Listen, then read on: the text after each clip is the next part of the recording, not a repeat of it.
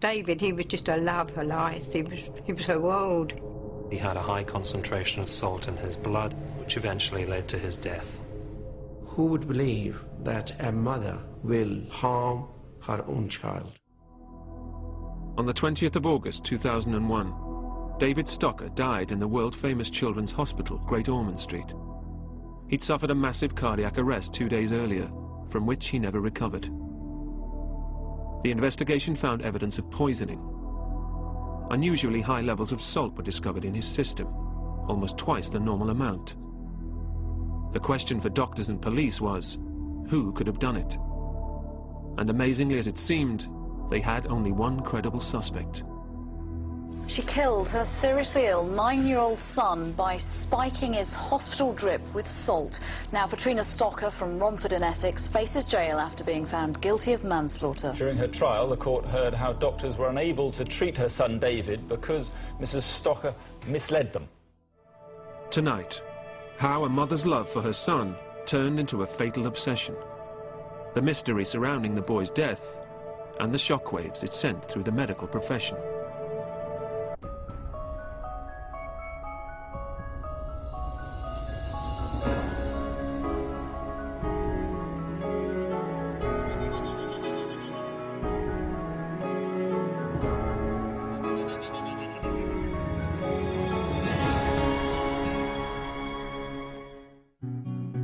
Petrina Smith was born in 1963. She grew up just outside London, in Romford, Essex. She was a very happy child. She was never any trouble at all as a child. She mixed sociably with everybody. She had no problem whatsoever. At 16, Petrina met Keith Stocker. At 19, she married him. And 10 years later, she became pregnant. Petrina was absolutely elated when she found she was pregnant. Well, that was her life. It's what she wanted. She was completely overjoyed. She threw her arms around me. Oh, no, wonderful. She was just so happy about it. Petrina gave birth to baby David on the 27th of March, 1992. According to relatives, she devoted herself to her new son from the very beginning. Her whole life was David. Right from when it was mothers and toddlers, and they would sing the songs together. David later attended his local primary school in Hornchurch. His teachers described him as a very active and hard-working pupil, while his mother became involved in all aspects of his school life. They would sit together and do the homework and help him out with everything, and if he needed any books or if he needed anything to help him with it. He did very well at school, David. To the outside world, the Stockers were a normal and happy family. David's relationship with his mother, Petrina, was a good and close one. He was clearly very strongly bonded to her. They were both two of a kind. They were both the same nature. Very quiet. They got on with what had to be got on with. That's probably how they got on so well together, because they seemed to know what each other was thinking, and well, there was so much love between them. David was a happy-go-lucky and fit child through to and including his 9th birthday. He was active at home. His hobby was karate, and he had other activities as well. He absolutely loved his karate, and he was very, very good. He did show right from the start a sort of a natural aptitude for karate. I really do feel that, given the chance, he would have come training probably 5 times a week. David Stocker had reached the age of 8 without any significant illnesses. He was happy, active, and had a good school attendance record. David was very healthy as a child. He was very fit. But in late November 2000, David apparently fell ill. His mother wrote to the school explaining that he was suffering from stomach pains and vomiting. David appeared to have a very ordinary bout of flu in around the Christmas time of the year 2000. Following on from that, he appeared to develop some abdominal cramping. First noticed change in David around about January of 2001, and it really showed itself by David seemed quite tired and listless and was lacking his usual concentration. Normally, you only had to sort of tell him something once and he would pick it up, but I found I was having to tell him things 2, 3, 4 times. David's condition deteriorated. His school absences grew longer and more frequent, and he became less involved in his karate classes. David's father, Keith, did actually tell me at that stage that David was having a problem, that he wasn't very well. He just said he had a tummy problem. In February 2001, David was due to take his karate grading qualification. His teacher and parents decided he was too unwell to take part, but David himself was very determined. David actually decided himself that he wanted to do the grading, and he turned up on the day, and to be honest, I wasn't expecting him to perform particularly well because he had been very obviously unwell, and he actually put in an absolutely blinding performance at his grading. And I think in the years I've been teaching, if we've given out 15 distinctions, that's a lot, and he actually got a distinction on that day. Despite achieving that accolade, David was frail, and just 5 days later, his condition suddenly deteriorated. David was brought into accident emergency in Old Church Hospital on 23rd of February 2001. His symptoms were abdominal pain, and at that stage the diagnosis was constipation. David was later discharged, but when his condition failed to improve, his mother Petrina took him to the hospital again. He had 3 visits to A&E, and it was the 3rd visit on 1st of March 2001 that he was admitted under surgical team in Children's Ward in Old Church Hospital. The doctors who examined him there realized his condition was more serious than they'd first thought. Acute appendicitis was diagnosed, and David underwent emergency surgery. But still, his health problems persisted. On 3rd of March, he had his appendix removed. His post-operative recovery was not what we had expected. It was prolonged. He still complained of abdominal pain, vomiting, and the clinicians on the ward rounds found him very pale, lethargic. When we went in to see David, it was after his operation. To be honest with you, he was absolutely listless. He had no life at all. He wasn't eating and wasn't sort of, as you'd expect a child that had had sort of what I thought at the time was a minor operation, you'd expect him to be recovering. As well as being slow to recover, David was displaying another worrying symptom. At irregular intervals, his urine samples contained blood. His doctors were puzzled. There seemed to be no medical explanation. It was the 3rd week of David's illness from the start, and we were stagnating with no diagnosis, and it was appropriate for us to call for a second opinion, and that's why he was transferred to Great Ormond Street on 14th of March. London's Great Ormond Street is one of the world's most renowned children's hospitals. It was hoped that doctors here would find a cure for David after months of mystifying illness. But soon afterwards, David's condition worsened, and doctors began to think the unthinkable.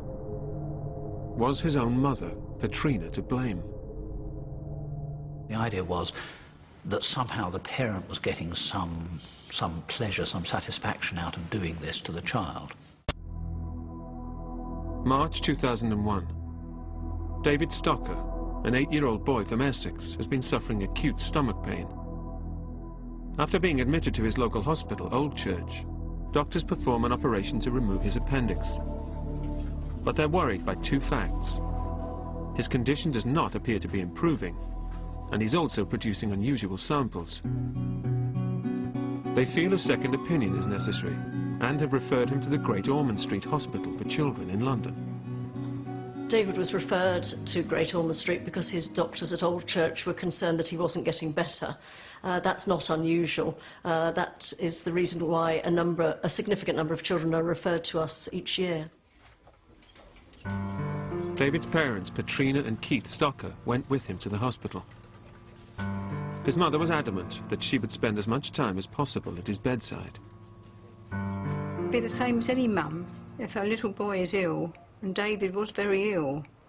But Petrina was coping. She's that quiet, coping nature. She doesn't seem to get ruffled.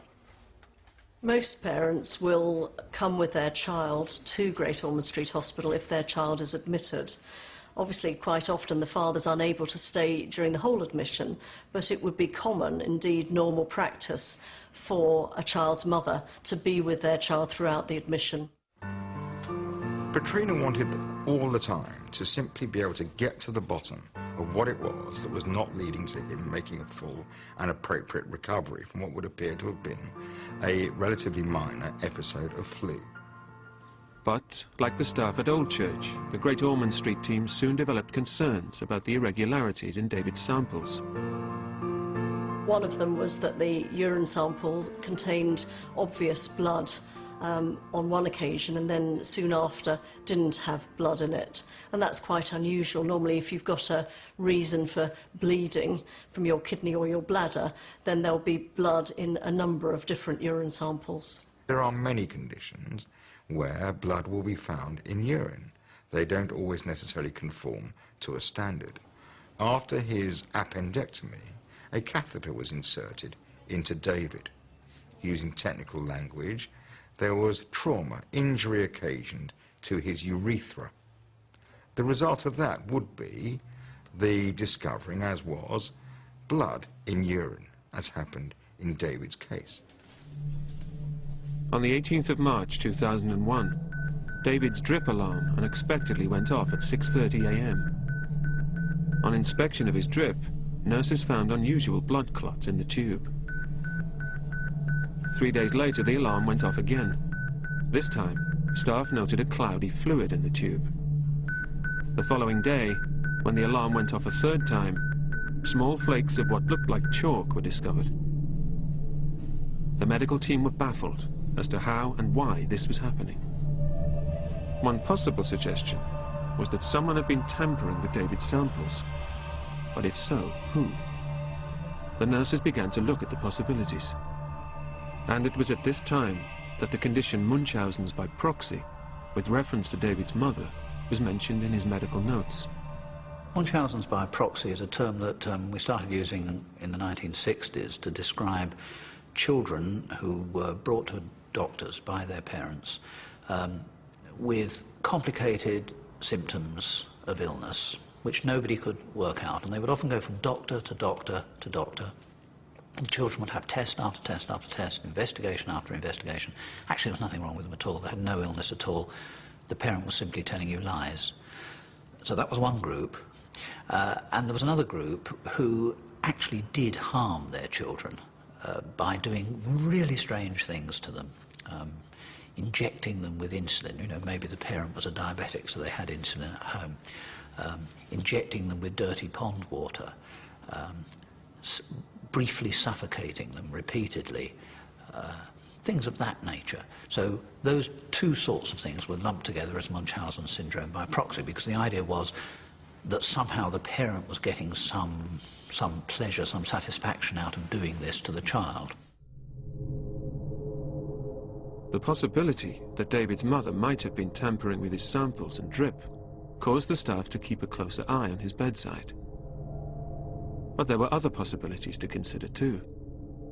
It's extremely unusual for intravenous lines to get contaminated. Just very, very occasionally there can be some sort of contamination, something wrong with the batch. And I imagine that the clinical staff assumed that that was the most likely explanation. Gradually, David's condition improved enough for him to be transferred back to his local hospital. David came back to Old Church on 28th of March. He was observed in the ward, and various health agencies like mental health team, physiotherapist, dietitian were called, and they got involved in his care. But despite the presence of so many experts, no one could come up with a convincing explanation for what was wrong with him. David continued to be poorly. His mobility was limited. He was able to walk with a Zimmer frame, and he spoke very softly, and he wasn't well. David's urine appeared to contain blood. This could not be explained, and his urine sample was sent to the lab for culture to find out if it was infected. And in fact, that wasn't so.